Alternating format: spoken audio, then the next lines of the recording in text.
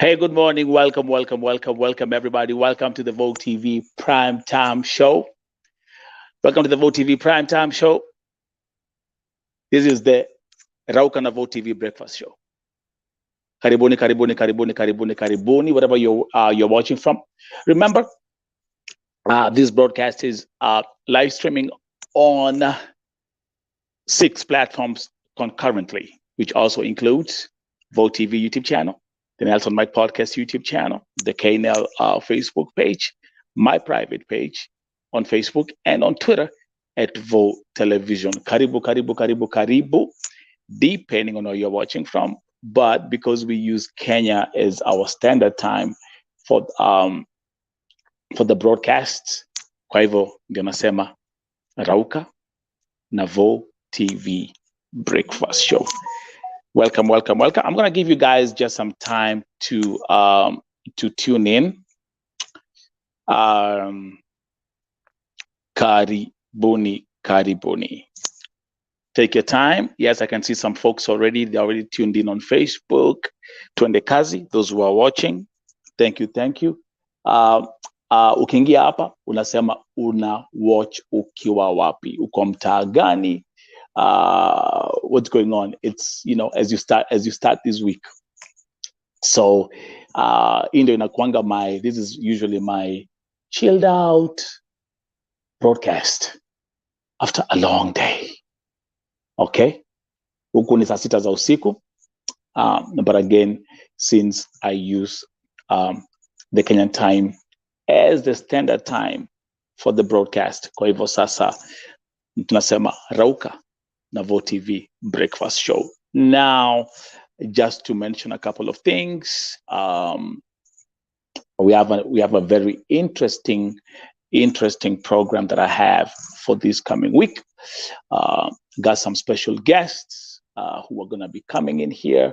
I'm going to be having some new stories that also are going to be covered here this week. So, and remember, Vo TV primetime shows are now live streaming 24 hours a day. Okay, so 24 hours a day, live streaming here on Vo TV. Here on Vo TV network. Karibu, wherever you are. One thing that I want us to look into, as I give you guys time to come in.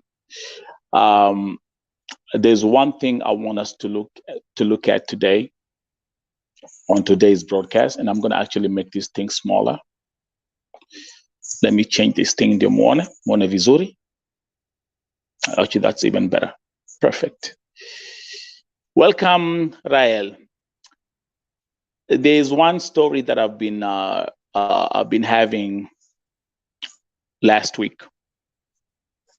Tumekuwa na historia ya ANITA, and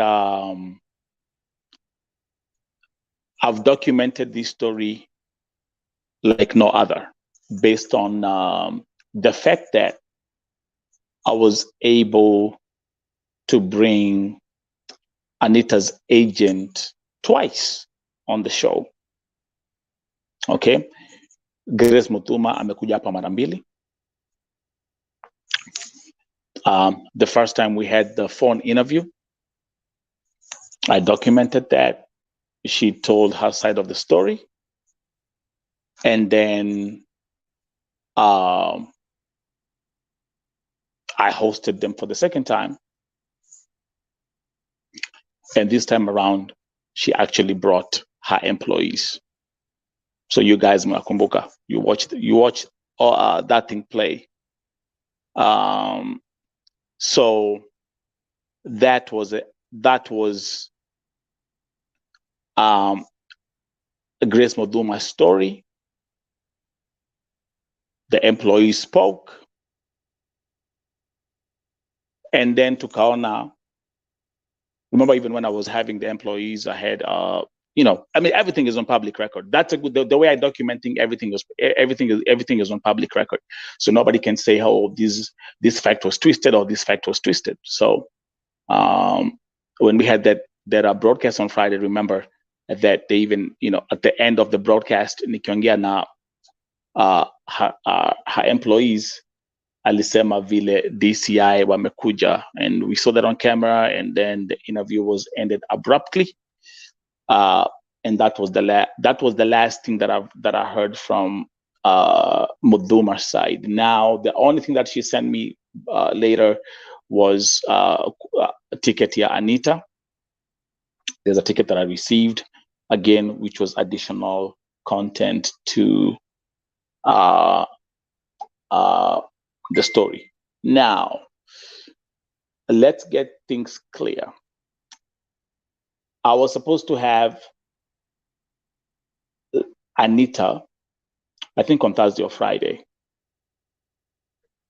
I tried to organize with someone on the ground. That did not work out, but again, nilikuwa naelewa, ashafika nyumbani. That was the most important thing, and there was so much that she has to adjust to and cope with after, yale ambayo amepitia Saudi Arabia. The lady that has been taking care of ANITA, and actually she's doing an amazing job, is Deborah. So Deborah amekuwa akidocument story ya ANITA vizuri sana,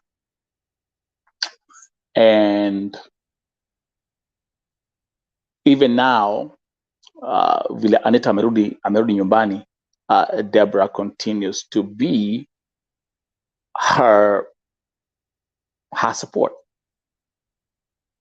So again, shout out to Deborah with what she's doing. It's always good to have a sister's keeper. Me, I'm here to document and present the facts from both sides. Now, there are a couple of things that don't seem to add up, and we're gonna dive into that as well. But today, ANITA walikuwa wanafanya interview na Deborah, and shout out to Deborah, because I saw then she put akaweka your interview kwa, I think it was a live stream or something, live stream, and she put the live stream on her YouTube channel, which I'm going to show you right now. Nacho nikwambie zile vitu ANITA amesema is exactly what she said when she was at the airport. Exactly, she has given the exact same story. Actually, she's actually been doubling down. Now she's it's like what, like an hour. Wanaongea hapa kwa, and we look into that. We look into that in a minute. Na mnakumbuka ile vile alisema ati Grace alimpigia simu, alipigia supervisor wake simu, alafu kumpigia simu the supervisor who's called Esther, and I will start now presenting everything again. Akapatia ANITA simu waongee, na hapo ndipo alianza kumtusi. Remember the story she gave at the airport. Remember that part. I had a huge conflict with the facts that were being said. Again, what I'm saying here, I put a disclaimer on everything that I say. What I'm saying here on Vote TV, Grace Mutuma, you said you never spoke to ANITA at all. You completely said you never had any conversation with ANITA. But now, in the next minute,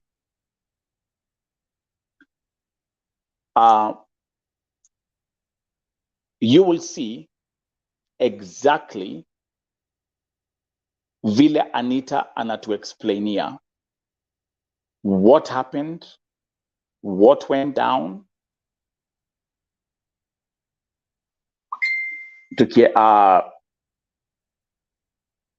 So give me 1 second. It's a very very, very detailed interview. Na anaongea,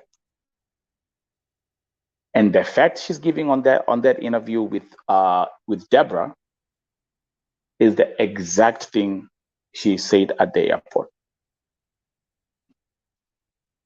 Sawa.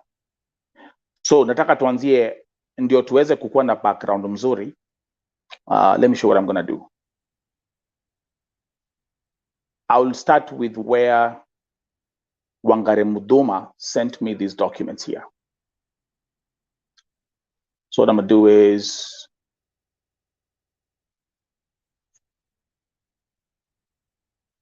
so let's change this.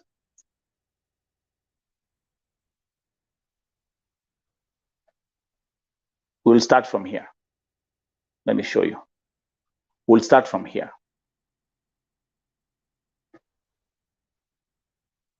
This is where we're going to start from, okay?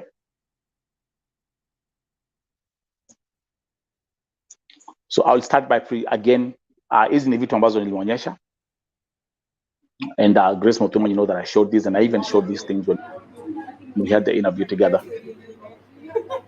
Okay. This is exactly where we will show. Tutaanzia hapa. And these were the videos and pictures that Grace Mutuma sent me.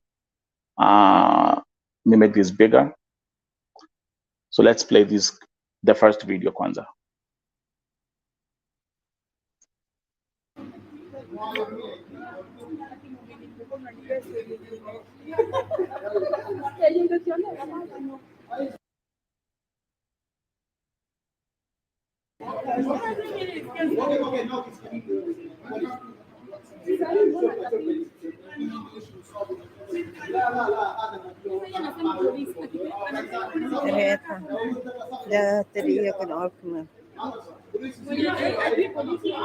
Okay, you see, unaona hapa.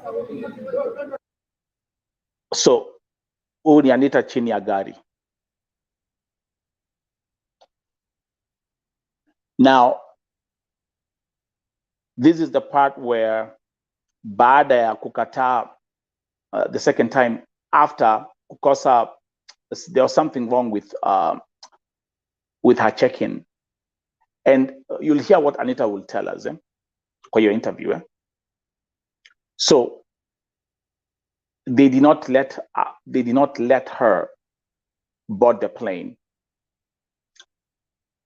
Na hapa alikuwa anavutana na watu wa ofisi kwa sababu they said she has to go back to the office. Na hakuwataka kurudi kwa ofisi kwa sababu she was afraid ataenda kuchapwa. Remember that whole story about kuchapwa? And we'll look into it again.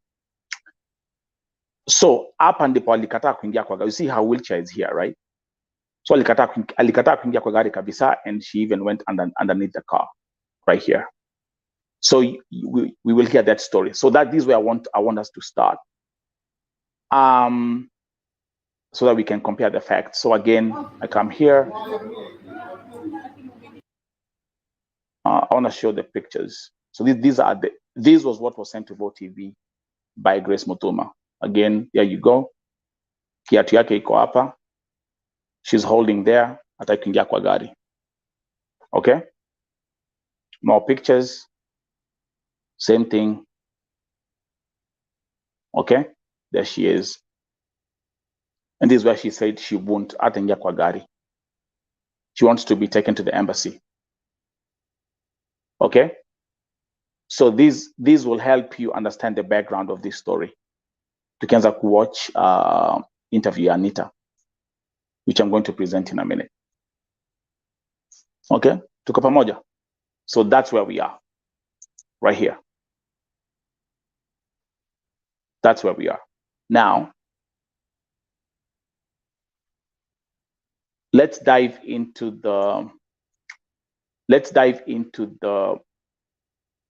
the interview ya Anita, and this is my reaction to it. If you have anything to say, you can comment as we watch.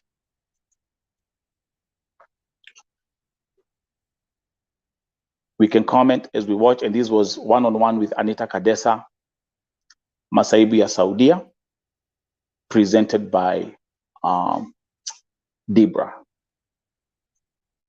Okay, so let's look into that right now.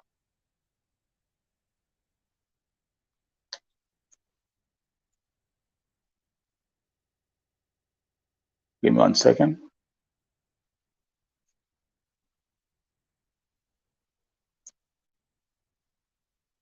So I've given you first the background with the pictures. Na wale ambao wamekuwa wakifollow history hapo on Vote TV, na wale ambao tumekuwa tukiambiwa, you will be able to follow up and catch up with what's going on once you watch this interview right here. Give me a second. Just have too many windows open here. No, it's fine. Take it back again. Welcome those who are tuning in. If you're tuning in, just let me know where you're watching from. Oh,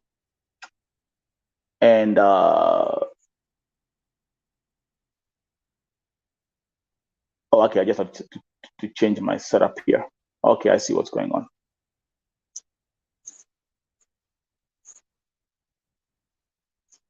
So let me update that right here real quick.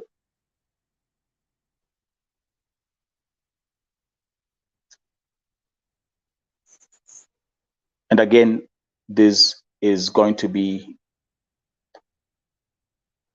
oh, okay, I see. I'm going to got the wrong one, but it's fine. So let me change my settings here, and then we'll proceed. Omondi, welcome, karibu, welcome to Vote TV. Rauka na Vote TV breakfast show. Karibu.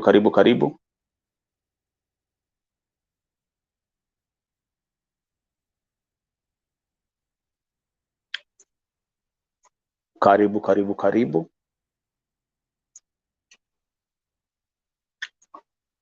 Tunasema Anita alikuwa analia. Yeah, I want to make sure that I get the right one, because I think zilikuwa mbili. So I just want to make sure that I have the right one.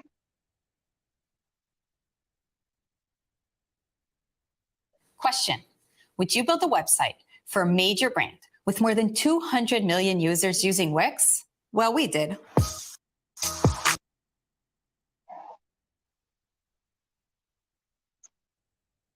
Yeah, this should be the right one. Tunasema Anita alikuwa analia hapo juu anataka alipwe. So nilitaka tu ajieleze. Juu mimi nimelala hapa, I came here yesterday. Nimelala hapa, amenieleza, nimeona vile ana operate, kulialia usiku yote, hizo malama bado nilikuwa najaribu kumkanda hii miguu.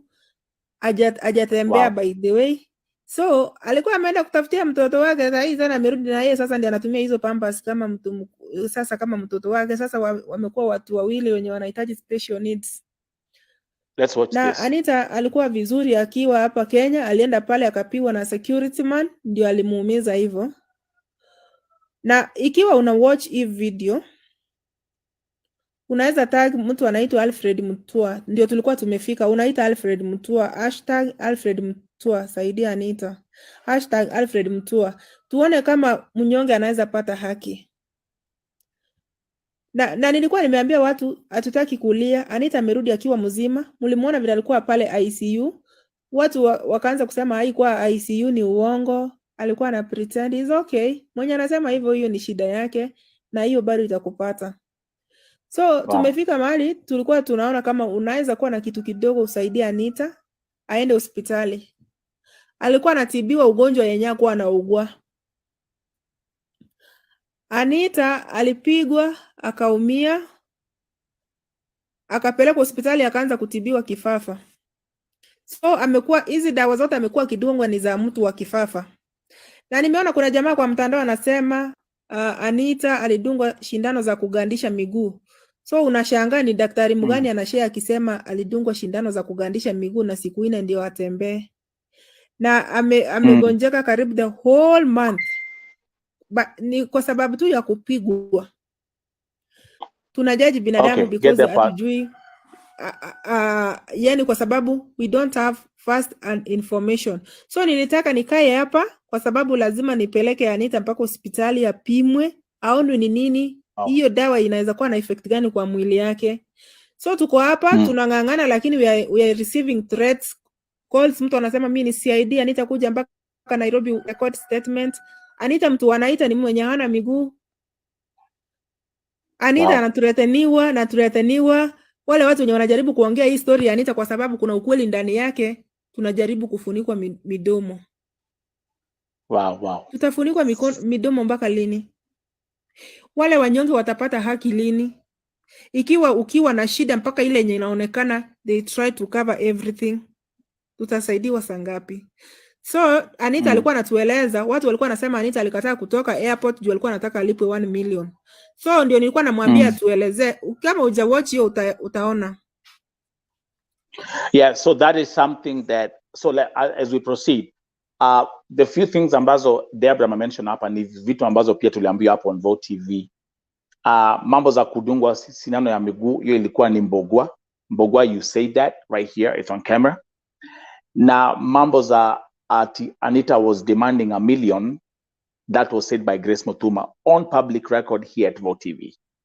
Okay, so I wanna make sure that is very clear, that's very clear. Anasema Deborah, ni aje jana nilikuwa stara sikufuatia story ya Anita, kumbe ulifaulu kumfikia Anita. May God bless you Anita, umesalimiwa. So niliambia Anita tuelezee, kwa sababu watu wanasema Anita alikuwa anakataa kutoka airport juu alikuwa anataka kulipa 1 million, ndio alikuwa amefika hapo kutuelezea tiketi yake ya pili kuliendaje. So kutoka hapo ndio tulikuachia kwa tiketi ya pili. Anita, unaweza endelea na usilie. Wewe nilikwambia mambo ya kulia tuachane, iliishia pale Saudi Arabia. Tuko hapa nyumbani na tunakupenda na watu wako karibu wako tayari kusimama na wewe. Meanwhile, mnaweza niwekea #Alfred Mutua. Alfred Mutua, iteni Alfred Mutua kabisa. Anita anaweza kupata haki yake kwa sababu yeye pia ni tegemeo kwa familia yake. So tuambie hiyo tiketi ya pili. Okay, here we go. Tiketi ya pili. Umefika kwa tiketi ya airport, sasa wamekusindikiza Nissan 2. Nissan 2. So hiyo ticket ikapelekwa pale, wakaipitia, wakasema hiyo ticket haiko, medical report haiko approved. Itakuwa approved after 72 hours. Sasa hao wenye walikuwa kwa Nissan ya pili, hapo ndio nikaona watu wamejaa ma supervisors, na mimi niliondoka na supervisors 2 wa Kenya na wa Philippines. Na driver na mimi na shemeji yangu. Ambapo tuko watu wangapi? 5 kwa gari moja. Gari ya pili ndio ilishuka na Wakenya sasa, na hao Waarabu. Wakakuja pale airport wakajaa. Sasa mimi roho ikaanza kupiga, hao watu wamejaa tena, leo sindauliwa juu tiketi ya pili imekanzoliwa. Na ile tiketi ya kwanza tena nilipigwa juu imekanzoliwa. So nikauliza huyu shemeji yangu, sasa nitafanya aje kama tiketi ya pili imekanzoliwa? Nitafanya aje? Mimi ndarudi tena kwa hiyo kampuni kweli? Shemeji yangu akaniambia hapana, tutulie tuone ni nini kitaendelea. Maybe wataelewana na tuende. So nilikuwa niko nalia, nasema sasa hii imekanzoliwa nitafanya aje? Tukakaa pale, nikaona Waarabu wakizunguka na hizo makaratasi na hao watu huko ndani wakizunguka. Dakika ya mwisho wakasukuma wheelchair. Nikawauliza, mnanirudisha tena wapi? Na tuko airport, nafaa niende nyumbani. Nikawaambia mimi siendi, kama tunarudi nyinyi kwa kampuni mjue mimi siendi. Saa hii imekuwa too much. Nataka mniambie kwa nini tukifika hapa medical reports ndio zinaleta shida. Kitu yenye iko munitoe hapa straight mpaka embassy. Niende nijielezee embassy ya Kenya shida yenye niko nayo na ni kwa nini sisafiri.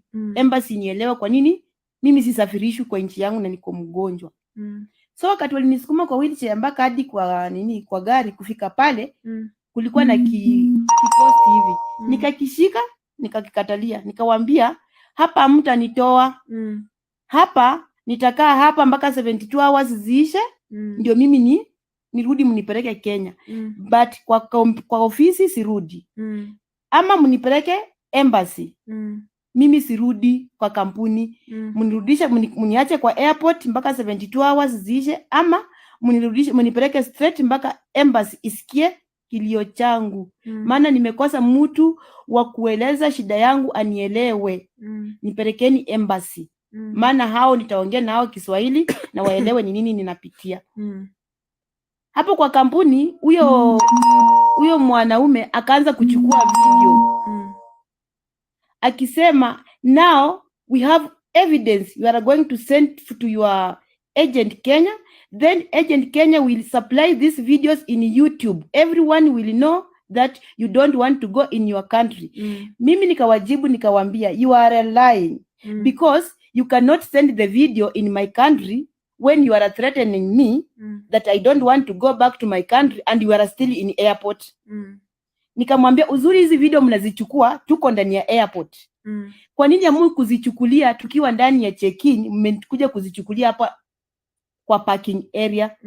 Mimi nikamwambia, siendi na nyinyi, chukueni video, mkimaliza tumeni kwa mitandao yote watu wajue sijasafiri, lakini mjue mimi tu Anita ndio niko na evidence ya kwamba ni kwa nini si kuenda Kenya. Tumeni, lakini nikifika Kenya mimi mwenyewe nitajieleza, watu wanieleze, mtu hata nisemea. Nyinyi mtajisema na video, lakini mimi nitajisema kwa mdomo wangu. Mimi sikukataa kwenda Kenya. Hizo video mnaona. Já pediram para você enviar coisas para o Brasil? Okay. So after that part, vitamina, relógio, acessórios. Eu sei que. And let's continue. Hizo video mnaona zikisambaa mitandaoni ati ya kwamba mimi si kwenda Kenya. Mimi walikuwa nanivuruta, ma supervisors. Mwingine anashika mguu, mwingine mkono, mwingine kichwa, wanataka kuniingiza ndani ya gari kwa nguvu. Wanirudishe kwa ofisi. Lakini mimi nilishika kichuma ya gari, nikakatalia kichuma ya gari, nikawaambia hapa sitoki. Lazima mnipeleke Kenya ama embassy. Mambo mawili. Kwa kampuni nimechoka kupigwa, mwili umechoka. Niko mgonjwa, amjali afya yangu, mnaniongezea kunipiga, sitarudi na nyinyi. Sasa walikuwa nakupiga kwa sababu ikikansoliwa, kwani wewe ni makosa ni yako ikikansoliwa. Hapo ndio nilikuwa mimi nashindwa ni kwa nini. Kuna watu wanafanya hapo airport. Wanaume wawili walikuja kama nimeingia ndani ya gari. Mimi niliingia paka ndani ya gari, chini ya gari. Leo wacheni kuona video. Okay, so now that part mumeona eh? So now going back to what the videos ambazo Wangari Mutuma alinitumia and the videos and the pictures. So that's where we started. So now to all the viewers, piece this thing together as we proceed. Ni mimi mwenyewe ninaongea sasa. Niliingia ndani ya gari. Nikakwama ndani ya chini ya mvunguni mwa gari. Nikawaambia, sasa chukueni kamera vizuri, mkishamaliza mnipeleke embassy. Lakini mimi siendi na nyinyi. So wewe ulikuwa unakataa urudi kwa ofisi? Si ati ulikuwa unakataa unataka 1 million? Mimi nilikuwa nakataa kuenda kwa ofisi juu ya kupigwa. Nilikuwa nataka nipelekwe wapi? Embassy. Mimi nilikataa kwenda na ofisi. Haja yangu ilikuwa niende embassy ifuatilie tiketi zangu, kwa nini zinakataliwa? Hiyo ndilikuwa haki yangu ya kwenda embassy. Juu nimeenda airport mara 2 nakataliwa. So hii ya 3 itakuwa aje? Si mimi nitakuwa nimekufa. That's why nilikuwa nadai haki yangu kutoka kwa embassy ya Kenya, inishughulikie tiketi nirudishe kwa country yangu. Oh, kwa hivyo mwisho ulipelekwa embassy sasa. Sasa ndio nawaleta hapo kwa embassy. Ndio baadaye wanaume wawili walijitokeza, wawili wakakuja wanisaidie kutoka hapo ndani nini. Nikaambia wanaume nini, huyo mwanaume akawaambia this one majinun. Majinun namaanisha huyu ni wazimu. Huyu ni mwenda wazimu, hamtaelewana na yeye. Hapo wanaambia wao watu wa Kiarabu nikiwa hapo ndani ya gari. Na mimi nani nikaambia wanaume ana mafi majinun. Basi majinun inta tahat majinun. Basi fuck mafi majinun. Koyes. Kwa Kiswahili kwa nawaambia hivi, mimi ni majinuni kutokea hapa kwa kiuno kurudi chini kwa sababu mimi sitembei. Lakini kutokea kwa kiuno kupanda juu, mimi si mwenda wazimu. Kwa hivyo mpaka mdomo inafanya kazi. Nikawaambia mimi mdomo wangu inafanya kazi kabisa, mimi si mwenda wazimu. Ndio wao wanaume kanuza, wao nataka aje? Nikawaambia ambia watu wanipeleke embassy. Mimi sitaki kwenda kwa nini? Kwa kampuni. Kwa nini unataka embassy? Juu mimi tiketi yangu inasemekana itakuwa approved after 72 hours. So hizi 72 hours nataka kwenda kwa embassy wanisaidie mahali penye nitalala siku ngapi? Hizo 3. But si kwa kampuni. Ndio sasa huyo mtu watu wakaniongelesha, wakaniambia panda kwa gari na uhakikisha umekupeleka wapi? Embassy. na nikaheshimu wanaume na nikapanda kwa gari. Nipanda kwa gari nikawapatia rules zangu mimi. Nikawaambia hakikisheni break ya kwanza ni embassy. Kwa kampuni sitaingia maana mimi nimekuwa tired, nimechoka. Walitoka na mimi mpaka kwa kampuni. Pamoja na hao supervisor na hao watu ziozo ni sani mbili. Kufika kwa kampuni wakaingia huko ndani sijui waliongea nini, wakarudi wakatoka na gari. Wakaanza kunitisha tunakupeleka deportation, wewe ukakae deportation huko na huko utapewa chakula kwa deportation, utakaa na mimi nikawaambia hata kama sitapewa chakula, sitapewa nini, lakini nataka nifike embassy. Waende wanisaidie jinsi nitakavyoenda kwa nchi yangu. Wakazunguka na mimi hapo hivyo deportation na karibu 2 hours. Wakiwa wanataka mimi niwapatie ripoti ya mwisho nirudi wapi? Kwa kampuni. Tukiwa pale deportation, Grace Mdhuma akapiga simu ambaye ni agent wangu. Akapiga simu kwa simu ya supervisor. Na mimi niko na simu yangu kwa mkono lakini hapigi na simu yangu. Okay, pay attention. Nilikuwa nimenyang'anywa airport. Hakunipigia simu ajue ni nini inatendeka. Lakini alinipigia kidogo watu. Niitieni Alfred Mutua. Kuita Alfred Mutua inaweza tusaidia Anita apate haki yake.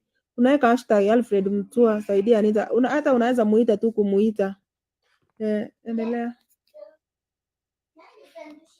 Nikapelekwa nikawaambia mimi nipeleke embassy.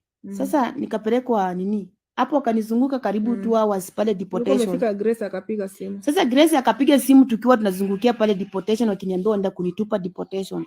Grace akapiga simu kwa simu ya supervisor. Huyo supervisor anaitwa Esther. Okay, so I'll nitapause hapo for two seconds. Again, Anita anasema kabisa ya kwamba Grace Muthuma alipiga simu. Na simu alipigia supervisor Esther, of whom nimeonyesha video zake. You'll see her again in the video because I'll play those videos again.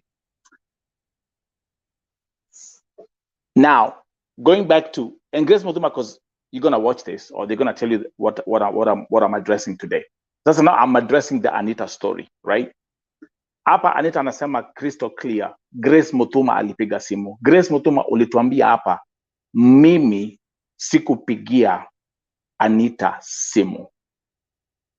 And actually you even said, how can I call her if I don't have her number? But again, simu ulipigia the supervisor ambaye ni Esther. Let's proceed. Mimi sijui jina lake la pili. But anaitwa Esther na ni Mkikuyu. Akapiga kwa simu ya Esther. Akaongea na Esther Kikuyu, baadaye Esther akaniletea akanipatia simu. Shika ongea na Grace. Nikamwambia sasa leo ndaongea na Grace na hizi siku zingine zote hajawahi sikiliza sauti yangu, hajawahi nipigia, hajawahi kukwambia shika pelekea Anita simu aseme ni shida yake ni nini. Sasa leo anataka kuniambia nini? Akaniambia mimi sitaki ni Kisirani, sikiliza Grace. Mimi nikaweka masikio. Grace akaongea akasema, "Humbwa hii takataka mjinga hii. Ni nini nakusumbua? Wewe unajua nimebeba jeneza ngapi kutoka Saudi Arabia? Jeneza yako peke yake ndio itanishinda kuja Saudi Arabia kukubeba. Humbwa kasia takataka wewe. Kufia Saudi Arabia nikuje nibebe mwili na hakuna mahali serikali ya Kenya itanipeleka." Hapo nikashtuka. Ndio simu ananitia na imewekwa loud, wa Kenya wote wakiwa hapo wote walisikia wenye walikuwa ndani hiyo gari. Akiongea. Okay, let's pause it there. Okay, wale ambao wana watch hapa. Maoni yenyu. So Anita is exactly doubling down on her statement at the airport. Who made the phone call? Who picked up the call? And what she was told. Part for me was very, very crucial in this whole analysis. This part for me was very, very crucial. Wacha ni rewind hapa tena.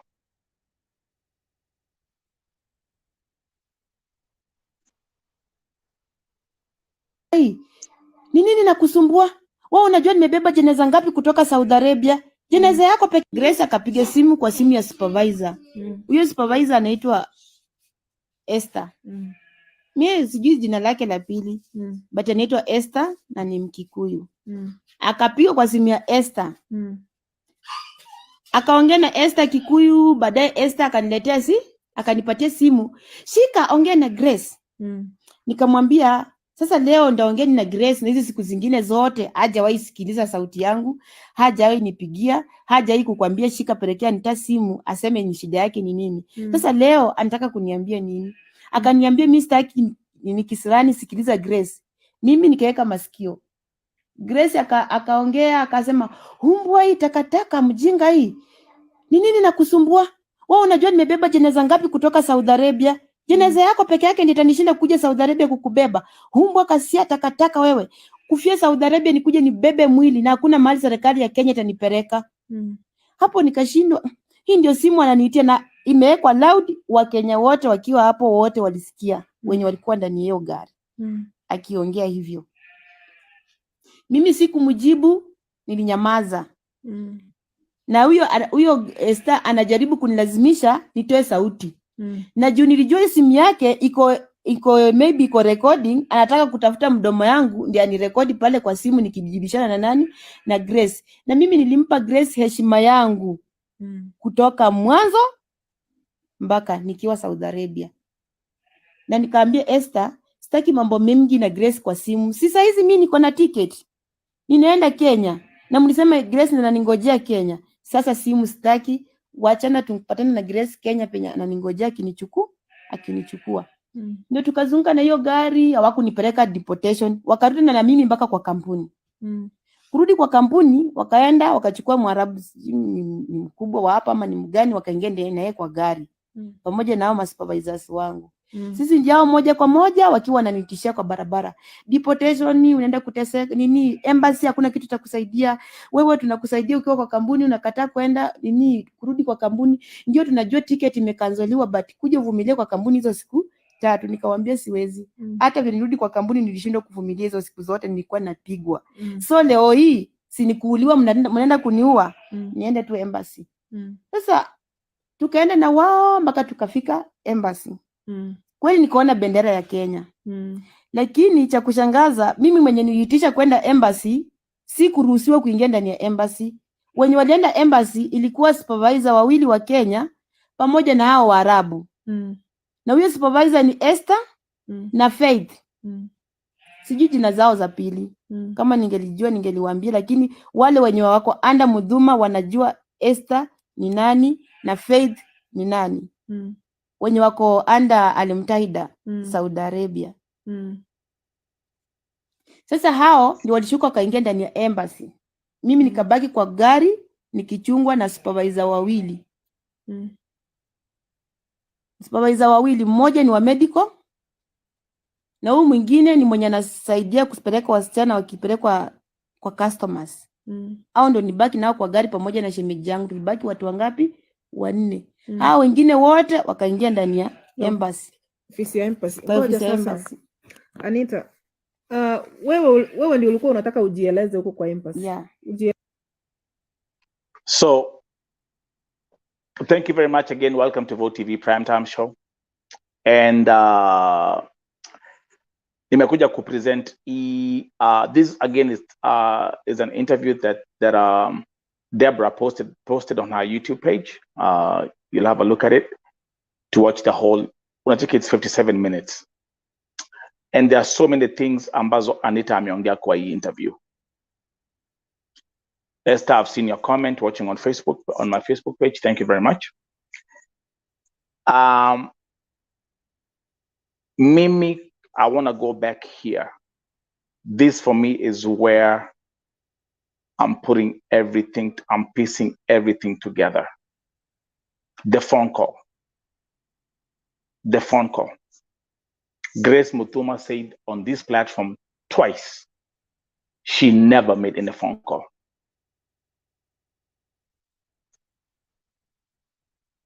She made that statement here twice. And actually, I can even edit these videos such that utasikia what Grace said and utasikia what Anita is telling us here. Acha niseme ya kwamba what I'm going to do is I will go back and Grace Mutuma, you know me, I'm a straight shooter. Okay? When it comes to facts, I'll come back to you. And even if your people are watching here, or if they will watch this broadcast, let's the phone call, what you said during the phone call. Nikawambia mnipeleke embassy. Sasa nikapelekwa nini? Hapo akanizunguka karibu 2 hours pale deportation. Grace akapiga simu. Sasa Grace akapiga simu tukiwa tunazungukia pale deportation, wakiniambia wanda kunitupa deportation. Grace akapiga simu kwa simu ya supervisor. Huyo supervisor anaitwa Esther. Mimi sijui jina lake la pili. But anaitwa Esther na ni Mkikuyu. Akapiga kwa simu ya Esther. Akaongea na Esther Kikuyu, baadaye Esther akaniletea akanipatia simu. Shika ongea na Grace. Nikamwambia sasa leo ndaongea na Grace, na hizi siku zingine zote hajawahi sikiliza sauti yangu, hajawahi nipigia, hajawahi kukwambia shika pelekea Anita simu aseme ni shida yake ni nini. Sasa leo anataka kuniambia nini? Akaniambia mimi sitaki ni Kisirani, sikiliza Grace. Mimi nikaweka masikio. Grace akaongea akasema, "Humbwa hii takataka mjinga hii. Ni nini nakusumbua? Wewe unajua nimebeba jeneza ngapi kutoka Saudi Arabia? Jeneza yako peke yake ndio itanishinda kuja Saudi Arabia kukubeba. Humbwa kasia takataka wewe. Kufia Saudi Arabia nikuje nibebe mwili na hakuna mahali serikali ya Kenya itanipeleka." That statement for me is very disturbing. And I'm going to actually hapo ndipo kwanza nitapause kwanza.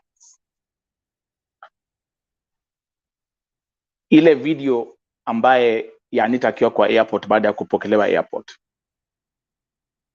This is exactly the same thing she said.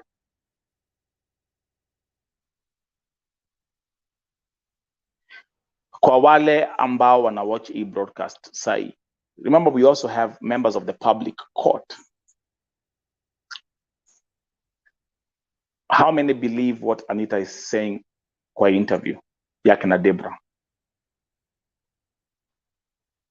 If you believe what she is saying and what she is telling, comment kwa chat. If you don't believe what she is saying, also comment on the chat. But one thing is for sure, the same thing anasema hapa is what she said at the airport. Ile video tuliona ya kwanza. And that is exactly what made me to even start documenting this story.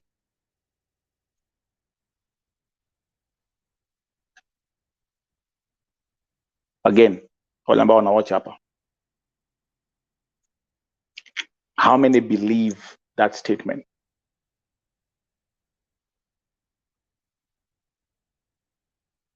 Vile, what Grace Muduma said on that phone call.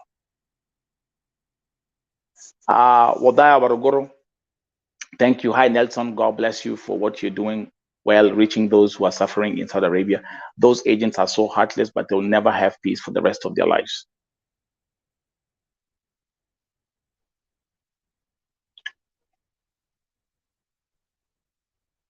Paris, I've seen your comment. This is what happens. Our embassy never gets the full information. Esther Halima, I've seen your comment on Facebook. Guys, keep on watching. I'm asking you a question.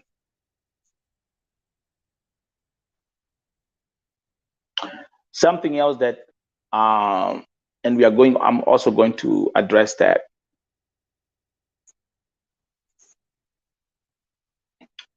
Esther Halima watching on Facebook. Anita anasimulia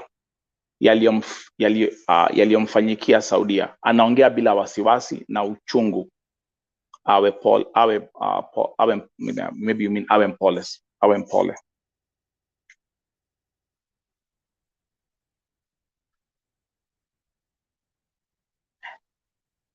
Let me play this statement again. I have to play this again.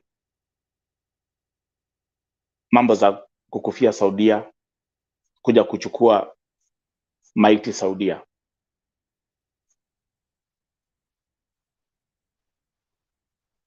Nataka nisikize tena. Then something else, watu wamekuwa wakithreateniwa. Debra amesema hapa ya kwamba watu wamekuwa wakithreateniwa, and I will also touch on that as well. Grace Mutuma, you said on record you're taking Anita to court. That was public. So the good thing about the way I'm documenting the story, his story, there's no atimambos that I heard these ama nilisikia. Hapana, everything is on public record. Everything which I'm presenting here is on public record. There's no I heard or nilisikia ama oh nini. I don't work like that. This is Vo TV. So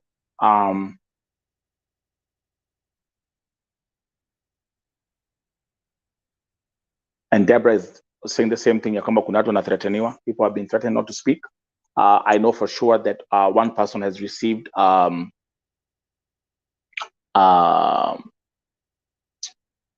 what we call the deceased document from Mutuma International Agency lawyers, which I will also show you guys here today. I have all that information on the back end. So, lakini nyamba mnawatch hapa, nataka mtusikize tena what Anita is saying kuhusu the phone call. Me, I will stick with the phone call. It's a very crucial piece in this whole story. Sasa nikapelekwa nini? Hapo akanizunguka karibu 2 hours pale deportation. Grace akapiga simu. Sasa Grace akapiga simu tukiwa tunazungukia pale deportation, wakiniambia wenda kunitupa deportation. Grace akapiga simu kwa simu ya supervisor. Huyo supervisor anaitwa Esther. Mimi sijui jina lake la pili. But anaitwa Esther na ni Mkikuyu. Akapiga kwa simu ya Esther. Akaongea na Esther Kikuyu, baadaye Esther akaniletea akanipatia simu. Shika ongea na Grace. Nikamwambia sasa leo ndaongea na Grace, na hizo siku zingine zote hajawahi sikiliza sauti yangu, hajawahi nipigia, hajawahi kukwambia shika pelekea Anita simu aseme ni shida yake ni nini. Sasa leo anataka kuniambia nini? Akaniambia mimi sitaki ni Kisirani, sikiliza Grace. Mimi nikaweka masikio. Grace akaongea akasema, "Humbwa hii takataka mjinga hii. Ni nini nakusumbua? Wewe unajua nimebeba jeneza ngapi kutoka Saudi Arabia? Jeneza yako peke yake ndio itanishinda kuja Saudi Arabia kukubeba. Humbwa kasia takataka wewe. Kufia Saudi Arabia nikuje nibebe mwili na hakuna mahali serikali ya Kenya itanipeleka." Hapo nikashindwa. Hii ndio simu ananiitia na imewekwa loud, wa Kenya wote wakiwa hapo wote walisikia, wenye walikuwa ndani hiyo gari.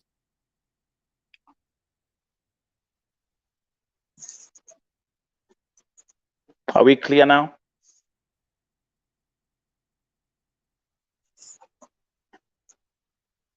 Again, tabauliza, because I've seen people are reacting on my Facebook page as well.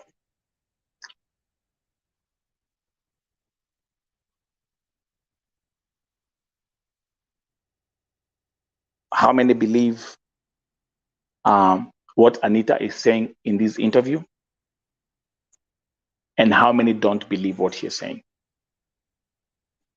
And how does this make you feel in general? The fact anasema, vile alisema, nitakuja kuchukua mwili maiti yako Saudia na hakuna pahali serikali itanipeleka. That for me is a very disturbing statement. To those who are watching here.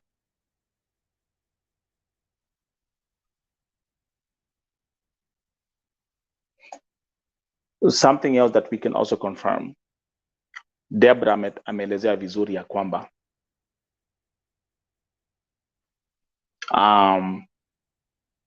Anita bado ni mgonjwa. At the beginning of the interview, anatuelezea vile ana massage miguu. Tuelezea kwamba she's still wearing pampers. And she's a mother because remember mtoto wa, if I'm not wrong, pia nimeambia kwamba mtoto wa Anita ni mlemavu. So let's go back here because there's something I want us to go back to.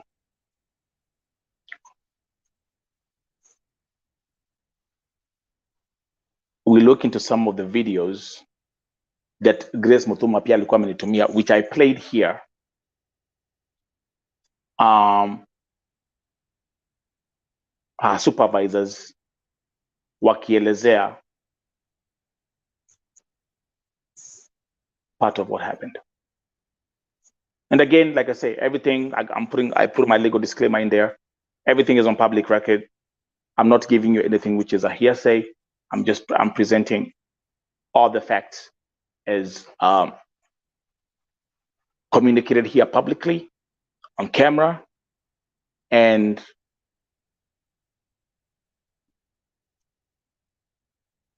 the world has seen it. Dunia mzima imeona. So, but that's a very disturbing statement.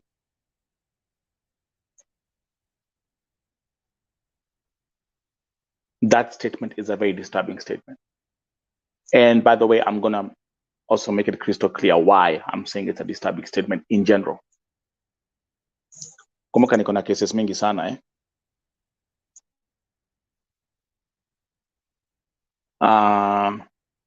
na kuna vitu huwa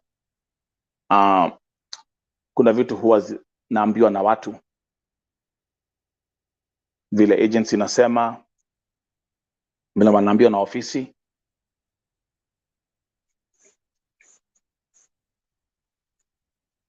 Things are coming together. But if this for real is what Wangari Muthuma said on that phone call,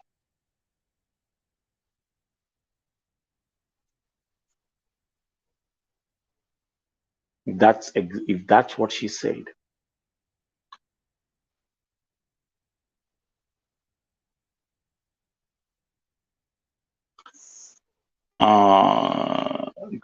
play some of the videos.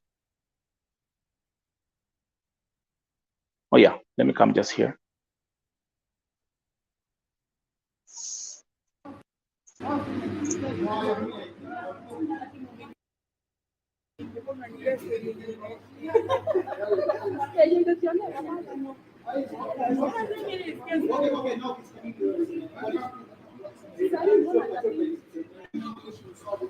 make it bigger for you.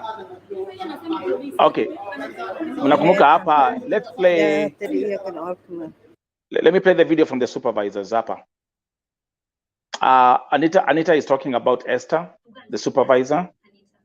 To me, what I can say that it's better to be true when you come up with anything.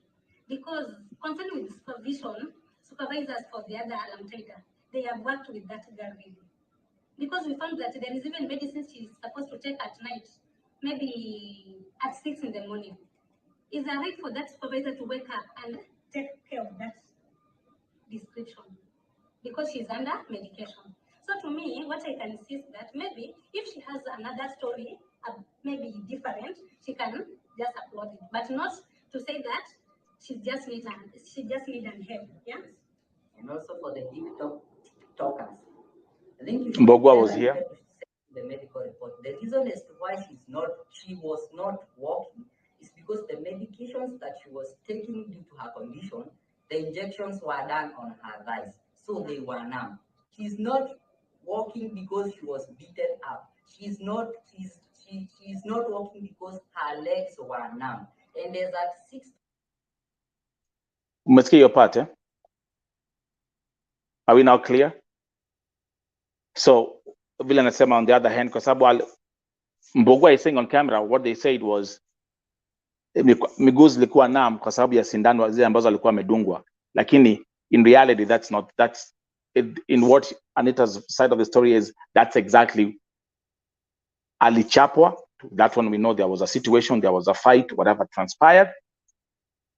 So now are you, this is how you break down a story. This is how you break down a case when you're analyzing facts. Okay? This is how you do it.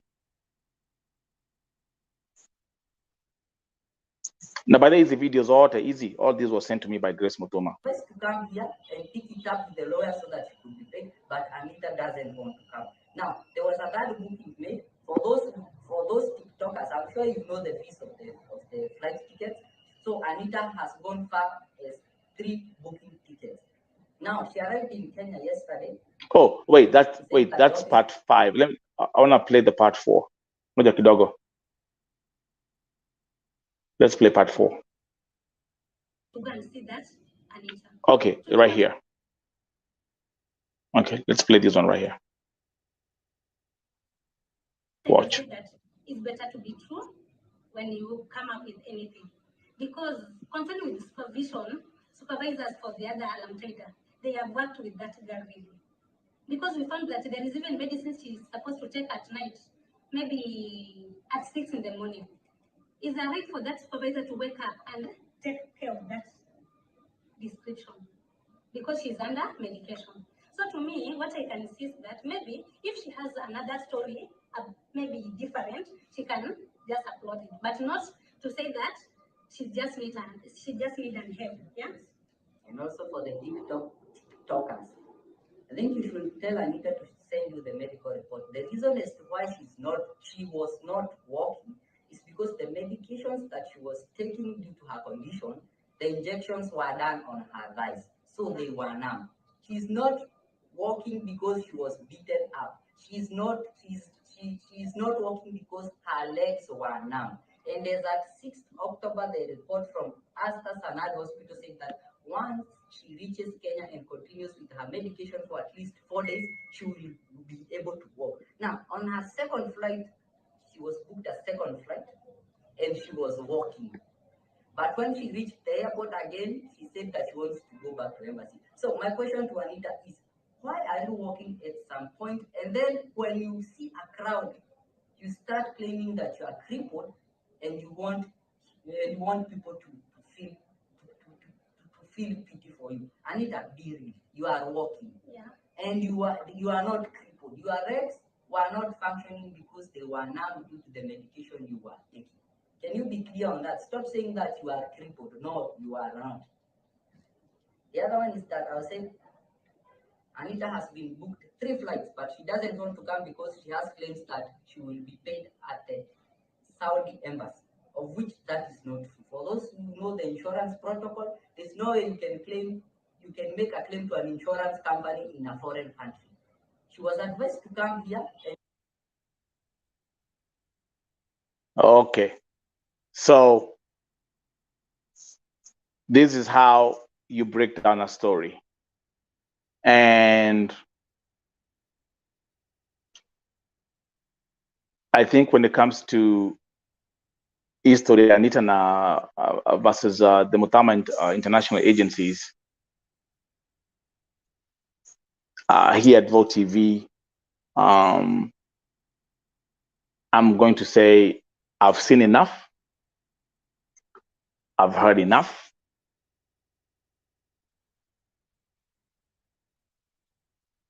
I see some loopholes.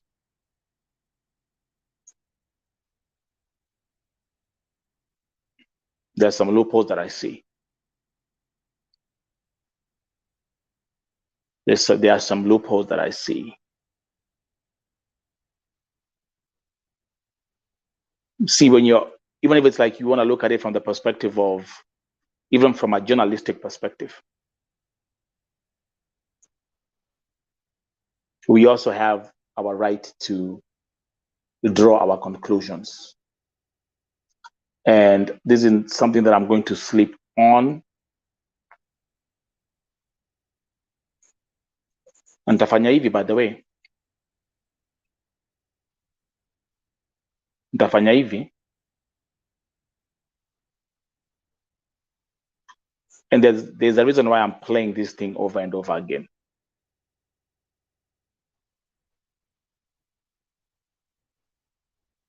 because you cannot tell me based on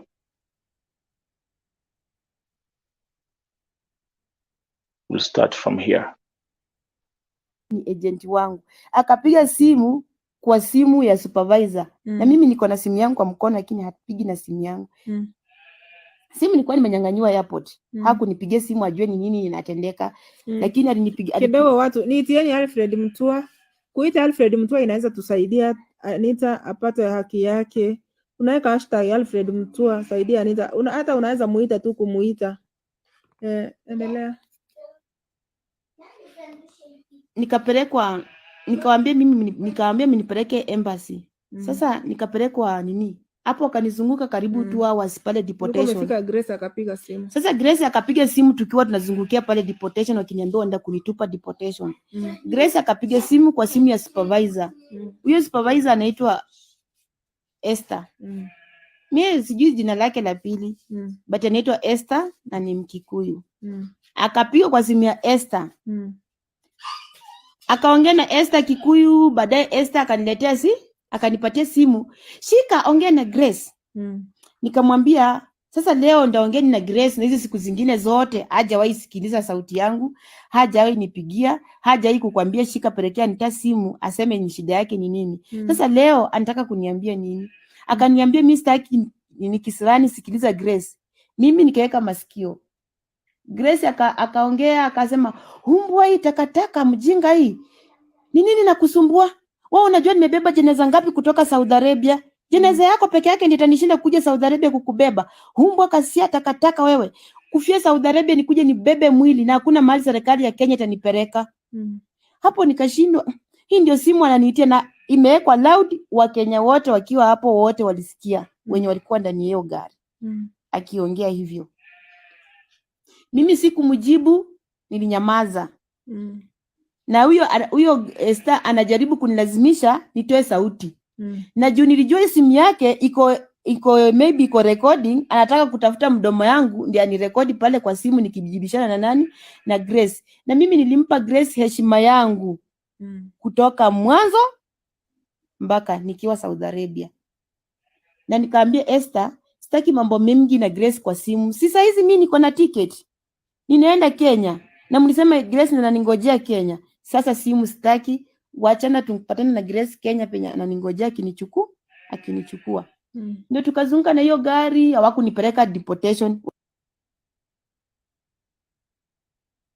That part. Now there's something I want to say. There's something I want to say about vile Anita anaongea even on this kwa hii segment. She's exactly saying the same thing. Ukicheza ile video ya airport. Now what she's saying here kwa interview yake na Deborah, she's saying the exact same thing. You know what happens? You know, and this happens in, you know, you even watch it in some crime movies, eh? When detectives are conducting an investigation and you find that there's an eyewitness to a crime. Let's do law class, you know, one-on-one. You find detectives are doing an investigation into a crime, and we have a witness or a prime suspect. Now, when the prime suspect has been questioned, sometimes what detectives they will do, if the eyewitness or let's say the prime suspect in the case gives a statement where they have a doubt of what they're investigating, this is what happens. Say you give the statement like today. Then they go and they sit down and they go through the facts like, this is exactly what he said. This is exactly what the person said. But then they have a question about the statement that was given, and they go back to the prime suspect or the eyewitness and question the eyewitness again to see if they will say the same thing they said 2 days or 2 weeks or 3 prior. Anita is saying the exact same thing, the exact same words like what she said at the airport. hakuna kitu ana twist, hakuna jina anaacha, hakuna. I see Damaris is saying getting somehow complicated. What am I saying with this? What I'm saying with this is, if the statement that Anita gave at the airport, this statement was completely bogus, was completely not true, or whatever, kama angeongea sahi, kama vile amefanya interview na Deborah, na these are days later, right? So alifika Kenya last week, angesema something different. She could have even maybe like alternate one statement or one line, but she's saying the accuracy of her describing what Grace Mutuma said on the phone.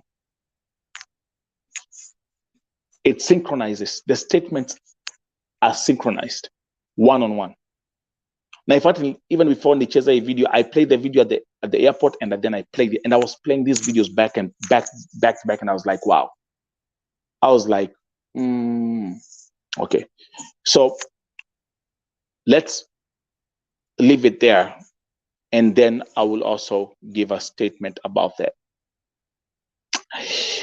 The man is anasema somehow getting more complicated, and the labor time will come, and we'll know who is who. Jesus protect all Kenyans who are working abroad. Thank you very much, Damaris Wamaida. Now, there's something I want to show you. Someone sent me this actually again prior to my broadcast today. It's this lady, this Arabic lady, Mwarabu, on TikTok, saying something about the labor in Middle Eastern countries. I want to play this. Those who are watching, give me a second.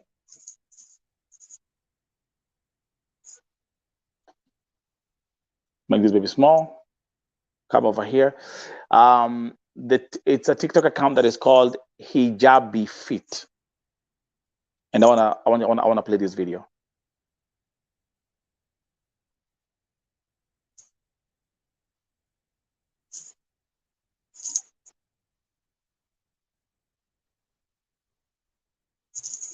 So this girl posted a TikTok 2 days ago. And she's right. Part 2 of the modern day slavery that's going on in the Gulf countries such as Dubai, Qatar, UAE. Arab Gulf countries treat their migrant worker worse than animals. In fact, the government refuses to establish the minimum worker, and there isn't even a borough where they can file complaint. There are legitimate proof with evidence. The Guardian, Wall Street Journal, New York Times, there is many proof with evidence. Do not try to deny anything right now. And also, Gulf countries, you guys support Israel. No wonder. You guys are also actually supporting Saudi to bomb Yemen, killing millions of children. There is nothing good you guys are doing over there. Just because you live in the UAE, stop lying about everything. Expose the truth, the fact your country is messed up, your people are messed up. They don't even follow Islam, and they abuse everything and everyone. May Allah punish everyone who have oppressed other while being in power. Ameen. So this girl posted a TikTok 2 days ago. And she's right. Part 2 of the modern day slavery that's going on in the Gulf countries such as Dubai, Qatar, UAE. Arab Gulf countries treat their migrant worker worse than animals. In fact, the government refuses. Yeah. Are you following this now? Are you following this? And someone, actually, the person who sent me this this clip is actually a journalist, and he was like, Nelson, I know you're dealing with cases of oppression in the Middle East, and I would like you to watch this. Again, thoughts in the comment, please. To establish the minimum worker, and there isn't even a borough where they can file complaint. There are legitimate proof with evidence. The Guardian, Wall Street Journal, New York Times, there is many proof with evidence. Do not try to deny anything right now. And also, Gulf countries, you guys support Israel. No wonder. You guys are also actually supporting Saudi to bomb Yemen, killing millions of children. There is nothing good you guys are doing over there. Just because you live in the UAE, stop lying about everything. Expose the truth, the fact your country is messed up, your people are messed up. They don't even follow Islam, and they abuse everything and everyone. May Allah punish everyone who have oppressed other while being in power. Ameen. Okay, That's a very, very bold statement. Now, there's one thing actually that I checked quickly, and this is coming from this comment here. There's someone saying France, in a couple of cities, banned showing the World Cup of Qatar in protest against death of migrant workers. Germany is doing the same. How many people are watching from Germany and France? That France, they've banned showing World Cup of Qatar in protest against death of migrant workers. Germany is doing the same. I never knew that. So I wanted to show that as the last piece to today's broadcast of VoTV, Raukana VoTV breakfast show. What I'm going to say is we have a long day. I have a lot of stuff that I have to prepare. Thank you for tuning in. Those who are here, Asante Sana. I'm going to wish you like a may you have a prosperous day and may you have a prosperous week. Remember, VoTV primetime shows are live streaming 24 hours, 7 days a week.